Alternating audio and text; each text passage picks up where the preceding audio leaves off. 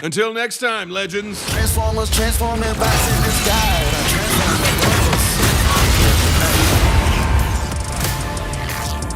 We won't stand for defeat. Okay. Hello, it's DragonKeeper. Haven't done a movie review in a while, but I knew, like, even when I first heard of this movie and first saw the trailer, I knew I would probably end up doing a review for it because of the long history that I have with Transformers and watching and reviewing Transformers content.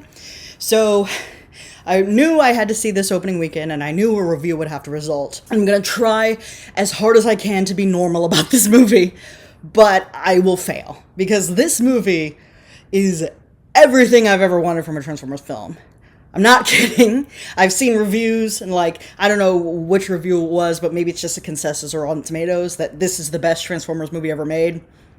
And yeah, they're pretty much all right. This is peak. I don't know if I would consider it peak Transformers fiction, but it's definitely peak what we've seen for a Transformers movie, and especially for a Transformers theatrical movie.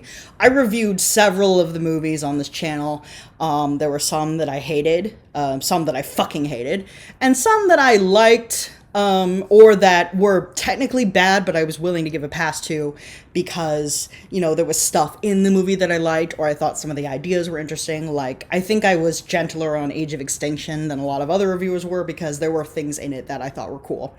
This movie blows all of those out of the water in terms of storytelling, action, character. It's not a perfect movie, but it sets the bar way higher than where these other movies did. I didn't realize this until, like, recently and tied into the marketing for this very movie, but this year is apparently the 40th anniversary of Transformers as a franchise. And between putting out this movie for their 40th anniversary and Disney putting out Wish for their 100-year anniversary, it's pretty clear which studio has put out the better movie. And the fact that it's not Disney, is pretty telling. Actually talking about, like, what this movie is about and why it's so good, it's kind of hard to know where to start. I'll start with basically the premise that the trailers let cue you in on. Is this is basically a prequel about how Megatron and Optimus Prime came to be the leaders of their respective factions, and basically how they went up from just another Cybertronian nobody to these great leaders that would be, you know, opposing each other in the Great War. So this movie is animated. It takes place entirely on Cybertron. 0 human characters. Whereas other prequel movies that we've seen have needed multiple films to tell a story, like the Star Wars prequel trilogy. It told its story in 3 movies when it probably only needed 1, maybe 2. Hobbit, of course, a lot of people have been, you know, griping about how that movie was 1 book that was stretched into 3 films. This, it feels pretty complete with just 1 movie. And the thing is, it's not complete, and it does leave the grounds open. It does leave the door open for a sequel. By the time the movie is ended, the war itself hasn't technically started yet, but it's, like, very clear that that's the direction it's heading. And even if this movie gets no sequels, it still kind of functions as a complete story, because even, like, someone who has a very cursory basic knowledge of Transformers can fill in the gaps themselves. But I really hope that doesn't happen. A big part of why I knew I had to make this review is apparently this movie isn't doing super well in theaters right now, and that is a tragedy. And if we don't get another sequel because this film doesn't make a profit in the box office, I will throw something. A short distance probably, but I will still throw it. Much like Elemental or Puss in Boots, I feel like this movie could make a profit if it's just allowed to be in the theater for long enough for, like, word of mouth to get around. I feel like this movie will end up being profitable, but it's not profitable right now, which is why it's as important as possible for as many Transformers films as possible to see it. I'll try to be kind of light on the spoilers, precisely because I do want you to see it, but because it is a prequel and because we already know the setup and we know where it's gonna end up, it's not, like, you kind of know where the movie is heading, and part of that is because the movie itself tells a very familiar story. The plot of this movie is very trope heavy. A lot of the beats and even the characters are things that we've seen in other movies. Optimus Prime and Megatron in their baby days, before they became the legends that they would later become, are named, as you may know from other continuities, Orion Pax for Optimus and D16 and Megatron, and the 2 of them are lowly miners working in the mines in Cybertron for Energon. Cybertron, which even though they do establish at the start of the movie, is still made from Primus's transformed body and is usually portrayed as 100% metallic, somehow still has earth that can be mined for energon. And not only like actual like ground and dirt, but like there's like plant life and like wild animals too. And the wild animals are also robotic, but that just raises more questions. So it's definitely a different Cybertron than we've seen. I understand the art style might be off-putting to some people. We're at an era where CG films are finally starting to like branch out and have distinct styles. This is not a style that we're used to seeing in films, especially not theatrical films. There are times where the designs of the characters do look kind of video game cutscene-ish, but not like a cheap video game, like an expensive modern like AAA game. But this movie does manage to be really visually interesting, like with the way Cybertron is portrayed and the fight scenes. Oh my god, the fight scenes. And one of the first shots in this movie is when we see the city of Cybertron, and normally we're kind of used to seeing Cybertron as this like darkly lit city, sort of like Coruscant from Star Wars, but at night. Just like skyscrapers as far as the eye could see. But when they zoom into the establishing shot of the city, or Icon City, where most of the movie takes place, we see that not only have skyscrapers coming up, but also skyscrapers coming down. Like, hanging down from a ceiling like stalactites. It's like, you have upside-down skyscrapers. Now it's different. This movie does a really good job with, like, the world building and establishing the setup. So basically, Orion Pax and D16, not Megatron yet, are mining Energon because they've been told that there was this war with the Quinazons, and that the planet used to just produce energon naturally. It would like flow through like channels already cut into the cities and stuff. But since there was this like devastating battle where the Quinazons basically wiped out the Primes and the matrix of leadership was lost. Nobody knows what happened to it, but they do know that since the Primes died and the Matrix disappeared, that the energon stopped flowing, so now it's gotta be mined. There's clearly a contrast between, Optimus, or Orion, I'm sorry, I'm still gotta refer to them by their old names, who is like this impulsive, like, troublemaker who's always, like, bending the rules and, like, very, like, very middle finger to authority, versus D16, who is much more like level-headed, always trying to reel in Orion, but getting dragged into his nonsense anyway. It's kind of weird that D16 is the follow the rules and keep your head down guy, where Orion Pax is the fuck you dad guy. But D16's turnaround from guy who follows the rules to terrifying warlord actually makes a lot of sense to me in this movie, but we'll get to that later. The point I was trying to make with these characters before I went off on this diatribe is that this dynamic of the wisecracking friend dragging around the responsible friend is very familiar, and that is far from the only familiar trope we see. Sentinel Prime is present. He's basically the leader of Cybertron. He is supposedly the last survivor of this war, last survivor of the Primes of this war with the Quinazons, and he is telling his people that he is searching for the matrix of leadership so that he can get the energon flowing again, and he is super popular on Cybertron, and he is very obviously the villain. like they do their best to hide it, but we know this story. We know he's going to turn out to be like the false idol. I would say it's not subtle, but the thing is, it is subtle. Like, there's nothing obviously villainous about him right away. It's just like, we kind of know where the story's going to shape up. At the very least, we know that due to this nature as a prequel, we know Sentinel's probably not going to get to the end of this movie alive. Saying that the movie is trope heavy might sound like a bad thing, like I might have said, but it isn't really. Just tropes are tools, and just because we've seen a story like this before doesn't mean that a familiar story can't be told well. In my opinion, this is a story that is told well.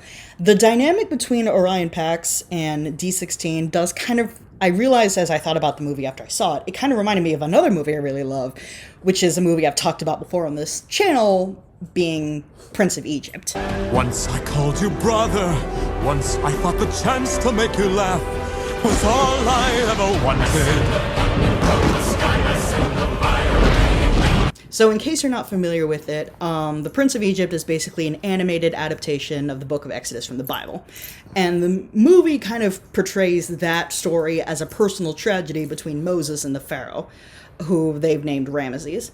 And that dynamic between Moses and Ramses early on in like the first act of the movie is very much the same as the dynamic between Orion Pax and D16 in this movie, with Moses, who eventually becomes the leader of the good guys, being like very irresponsible, very impulsive, like kind of like a college kid who means well but is always getting into trouble, and Ramses, who's the responsible one, who will be the leader of the villains after the time skips, kind of getting dragged along.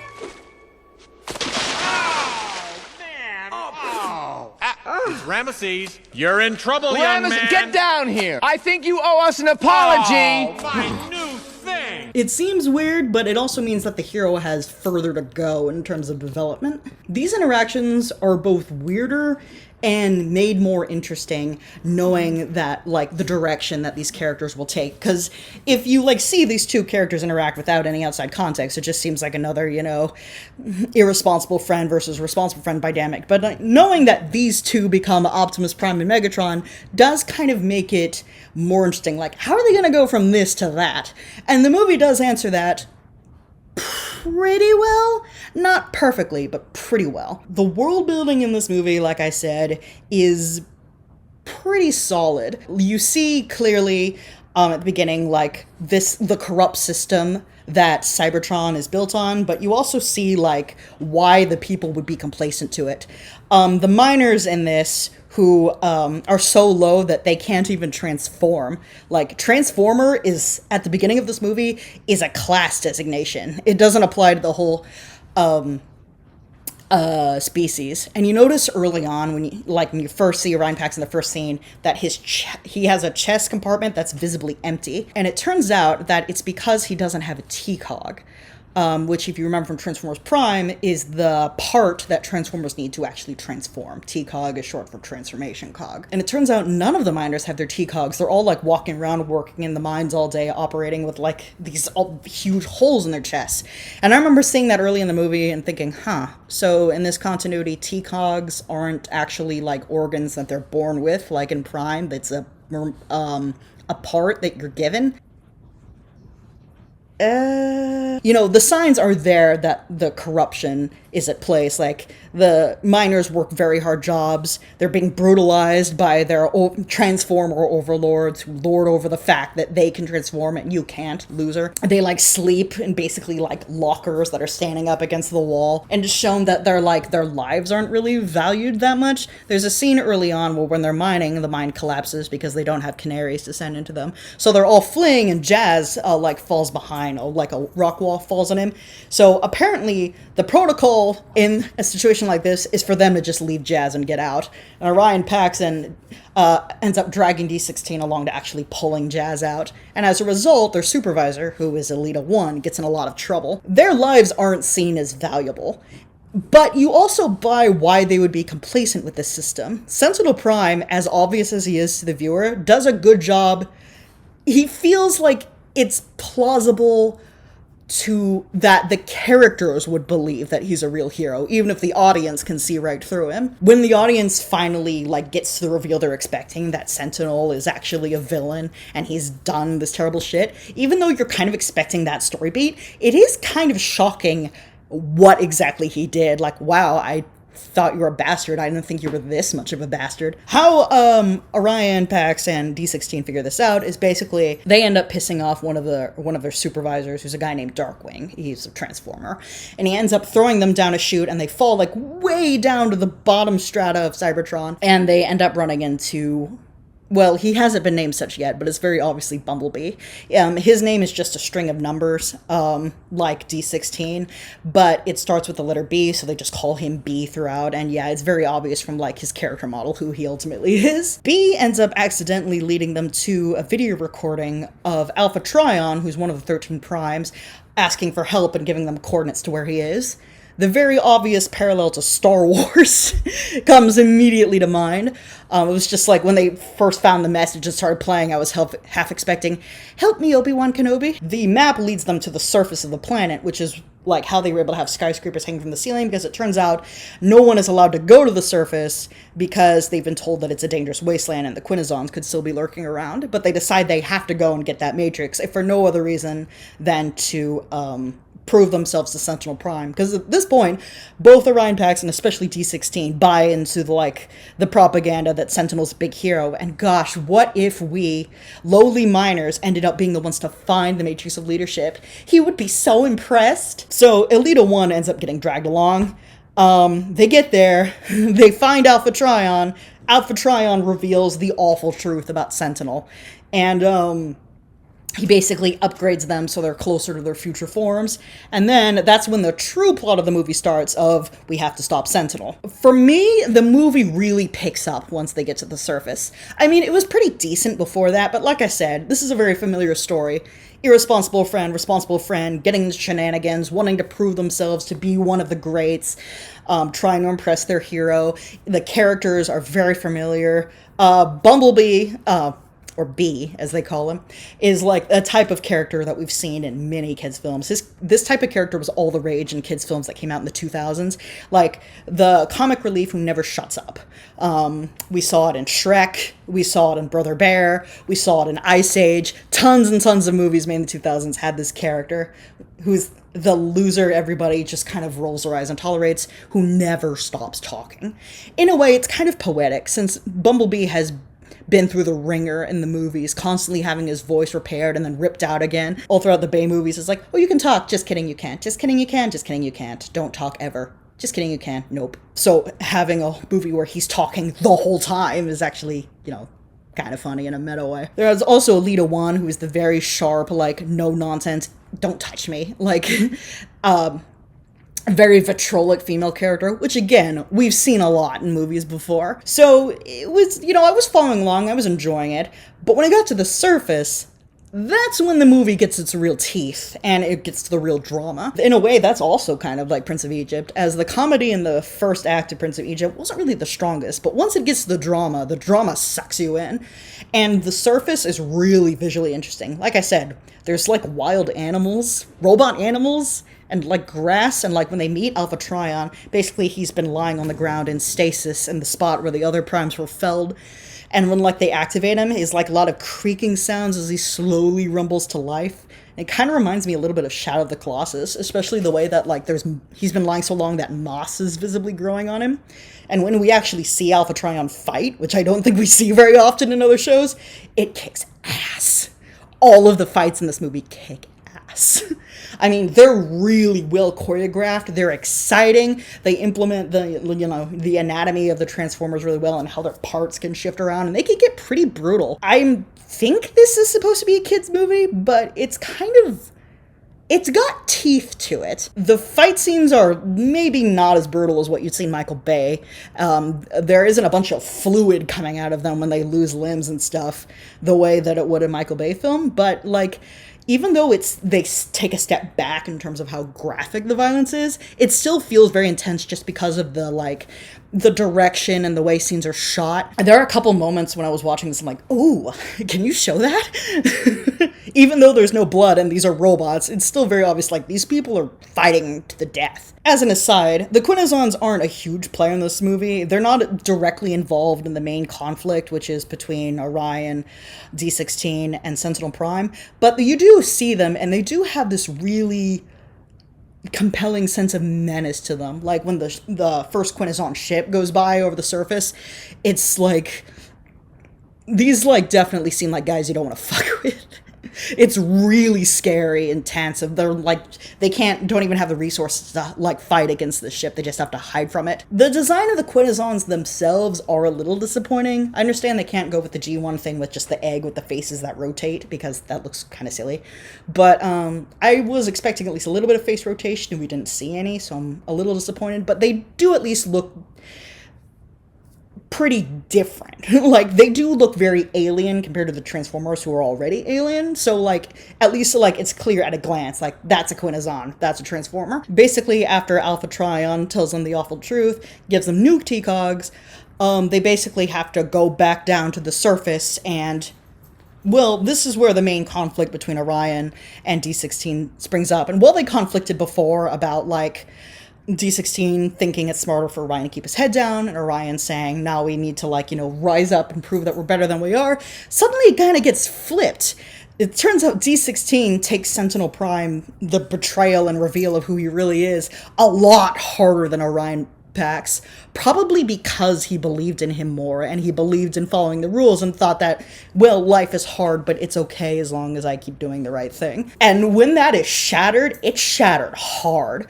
Like I said, in the first act, it's kind of hard to believe that these characters will become who they become. But then when Orion Pax, and D16 are arguing over how to best deal with Sentinel Prime, Orion basically wants to take the evidence that Alpha Trion gave them that Sentinel Prime is a liar back down to Cybertron and reveal him.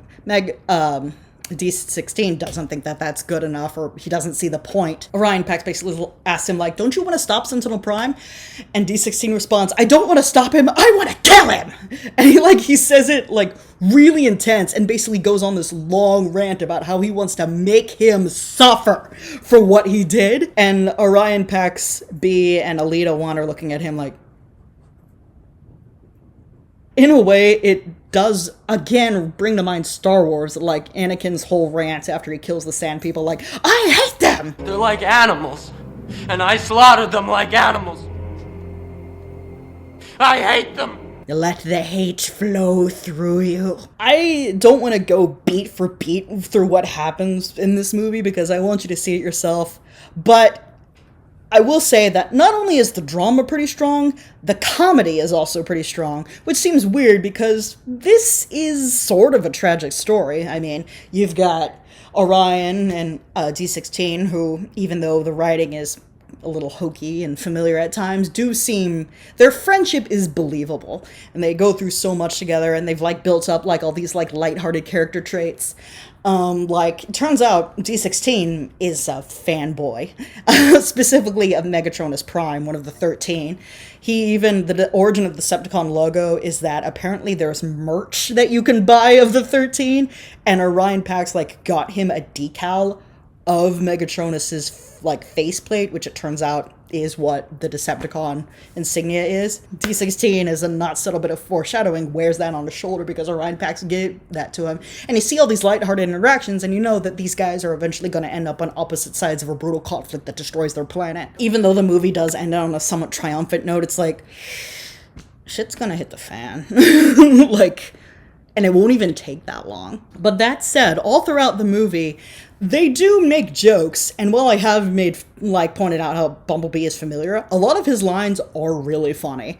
And he's not the only source. There are a lot of side gags or jokes or moments where I laughed audibly, which is always good, because the comedy in Transformers movies hasn't always been the best, to put it mildly. A lot of these jokes take the form of callbacks and references to other Transformers media, which is, fitting for a 40th anniversary film. But Disney tried to do the same thing, and it fell pretty flat.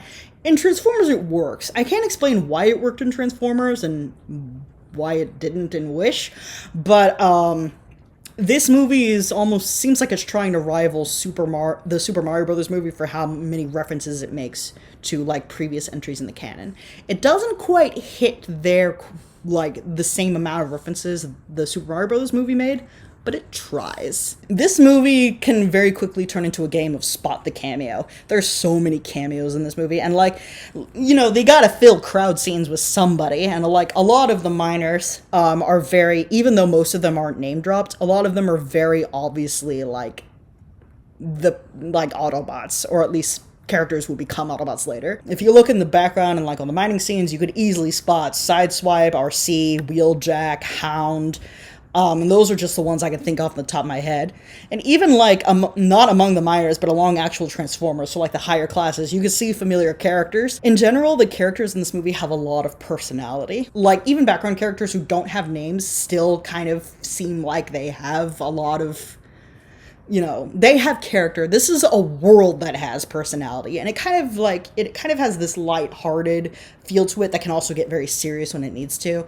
It's a world where everybody feels awake. Characterizations that we're used to aren't always there.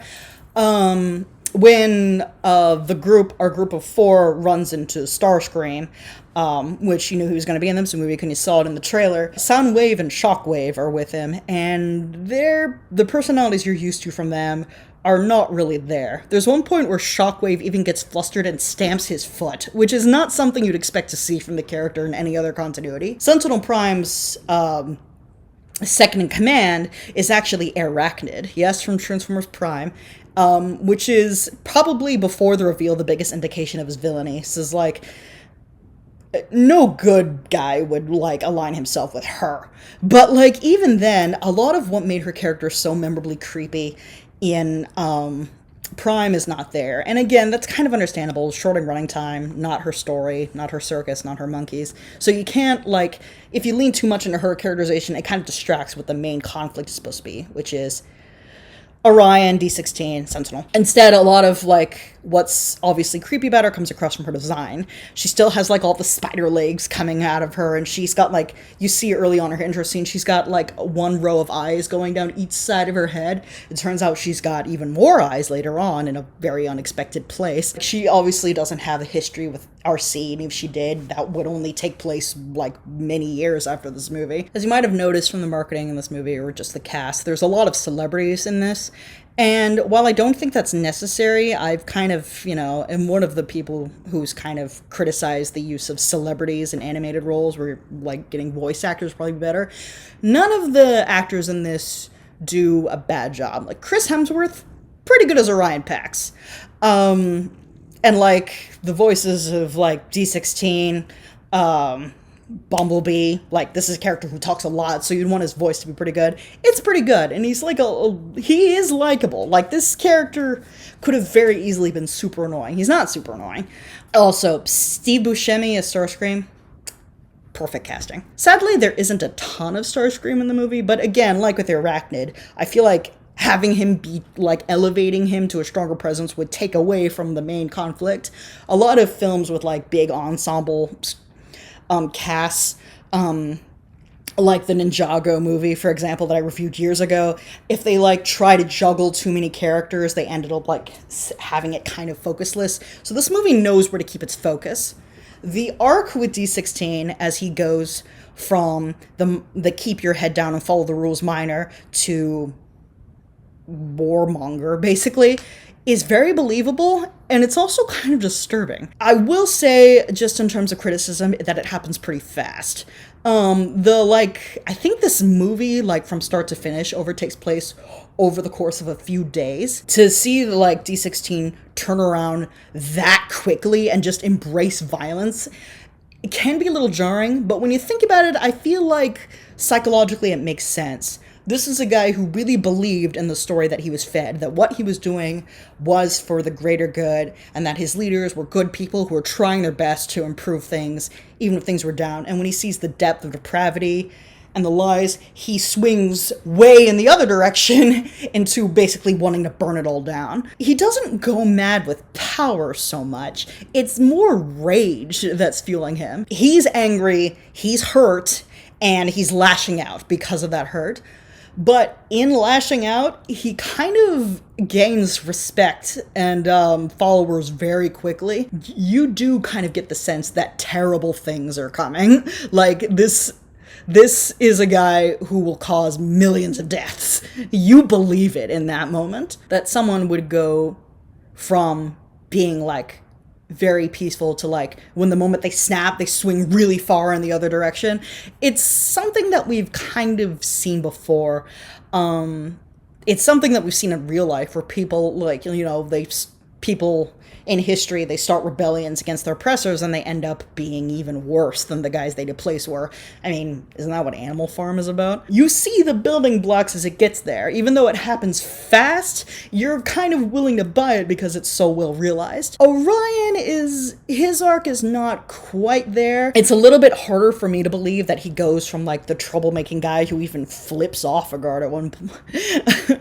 Darkwing at one point, kind of, again, skirting the line between what this is, like, you know, is this a kid's movie or not, to, like, you know, the gravitas and the dignity that we usually associate from Optimus Prime is, like, it's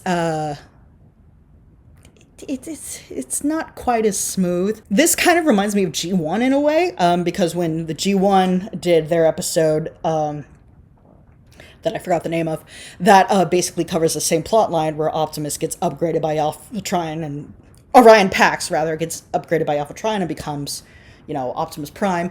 His personality immediately changes once Alpha Trion gives him that upgrade. He basically steps out of a room and he's Optimus now, and he's talking like Optimus now, even though he wasn't before.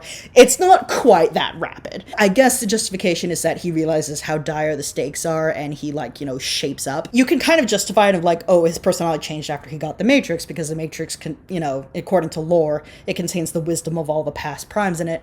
But like, his first, like, big dramatic speech that he gives to the miners who will become this future, the future Autobots, is made before he gets the Matrix, so he shouldn't have that wisdom yet. So the fact that he's able to come up with this super eloquent, moving speech on the spot is strange. It doesn't seem consistent. That said, even though the character development isn't quite as well done, I think, in Orion Pax's case, there is a clear ideological difference, at least between him and D16. Where D16 wants revenge, Orion Pax is much more of, like, justice and doing things through, like, a process. And you kind of, the movie tries to make the argument that Megatronus's, frankly, righteous anger is kind of clouding his judgment and is causing him to make impulsive decisions that maybe are compromising Cybertron's future. And honestly, the system they were part of is so corrupt, and Sentinel Prime himself is such a smug prick that, plus the thing he did is so terrible, that honestly, both in and out of universe, I could see a lot of people siding with D16. Like, no, I'm on his side, kill the bastard. But Optimus is portrayed as the heroic one for not wanting to kill him, which is consistent to the character. You didn't betray me. You betrayed yourself. No, Optimus! Revenge versus justice is the thing that tears them apart, and the thing that will set them up on opposite paths. When they finally do fight, they have their final clash in the movie, which of course is canonically, in terms of lore, the first clash that they have as Optimus and Megatron. Logically, there shouldn't be tension to that scene, because we know that they're both going to make it. It's a prequel.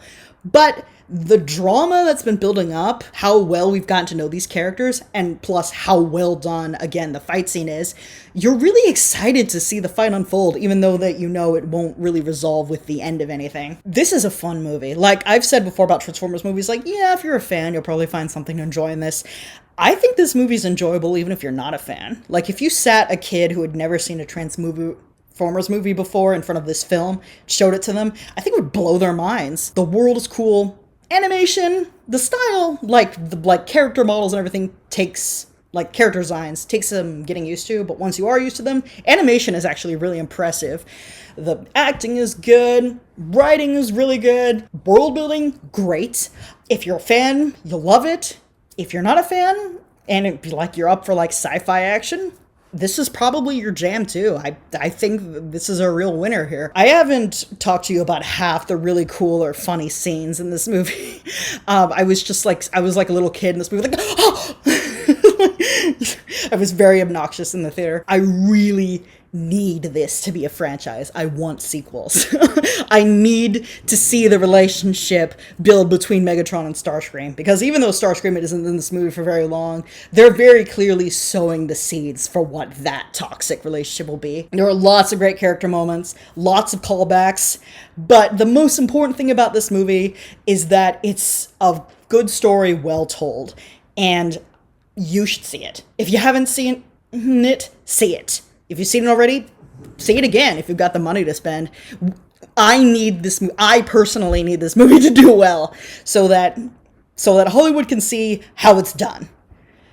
That is my wish. Please make it come true. If you can. This is DragonKeeper, signing off.